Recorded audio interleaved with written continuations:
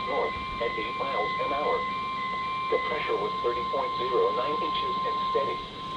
This is a test of the National Weather Service weather radio warning alarm for the KPO 94 listening area of northeast inland Ohio. It was sunny During potential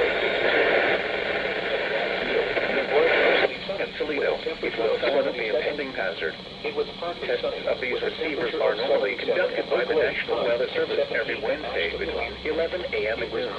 When there is a threat of or existing severe weather in the area, the test will be postponed until the following day. This ends the test of the NOAA weather radio warning alarm. Outside Ohio, it was mostly sunny with a temperature of 81 at Detroit, 77 at Erie, Pennsylvania. This is 162.550 megahertz. On the latest weather map, a weakening surface trough will drift south